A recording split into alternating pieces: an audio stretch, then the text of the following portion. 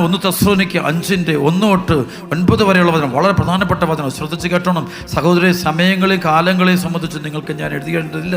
കാരണം രാത്രിയിൽ കള്ളൻ എന്ന പോലെ കർത്താവിൻ്റെ ദിനം വരുമെന്ന് നിങ്ങൾക്ക് നന്നായി അറിയാം. സമാധാനം ഭദ്രതയും എന്നവർ പറഞ്ഞുകൊണ്ടിരിക്കെ തന്നെ ഗർഭിണിക്ക് പ്രസവവേദന ഉണ്ടാകുന്ന പോലെ പെട്ടെന്ന് നാശം അവരുടെ മേൽ നിബന്ധിക്കും.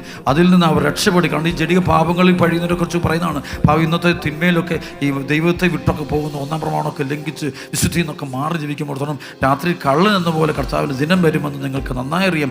സമാധാനം ഭദ്രതയും എന്നവർ പറഞ്ഞുകൊണ്ടിരിക്കെ തന്നെ ഗർഭിണിക്ക് പ്രസവവേദന ഉണ്ടാകുന്നത് പോലെ പെട്ടെന്ന് നാശം അവരുടെ മേൽ നിബന്ധിക്കും. അതിൽ നിന്ന് അവർ രക്ഷപ്പെടുകയില്ല. എന്നാൽ സഹോദരരെ, ആ ദിവസം കള്ളൻ എന്ന പോലെ നിങ്ങളെ അപ്രതീക്ഷിതമായി പിടികൂടാൻ ഇടയാകത്തക്ക വിധം നിങ്ങൾ അന്ധകാരത്തിലല്ല കഴിയുന്നത്. നിങ്ങളെല്ലാവരും പ്രകാശത്തിൻ്റെയും പകലിൻ്റെയും പുത്രന്മാരാണ്. നമ്മിൽ ആരും തന്നെ രാത്രിയുടെയോ അന്ധകാരത്തിൻ്റെയും മക്കളല്ല. അതിനെ നാം മറ്റുള്ളവരെ പോലെ ഉറങ്ങിക്കഴിയാതെ നമുക്ക് ഉണർന്ന് സുബോധമുള്ളവരായിരിക്കാം.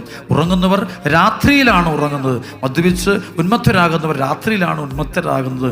പകലിൻ്റെ മക്കളായി നമുക്ക് വിശ്വാസത്തിൻ്റെയും സ്നേഹത്തിൻ്റെയും കവചവും രക്ഷയുടെ പ്രത്യാശയാകുന്ന പടത്തൊപ്പിയും ധരിച്ച് സുബോധം ഉള്ളവരായിരിക്കാം. 2 കാലത്ത് പറഞ്ഞു ഹല്ലേലൂയ.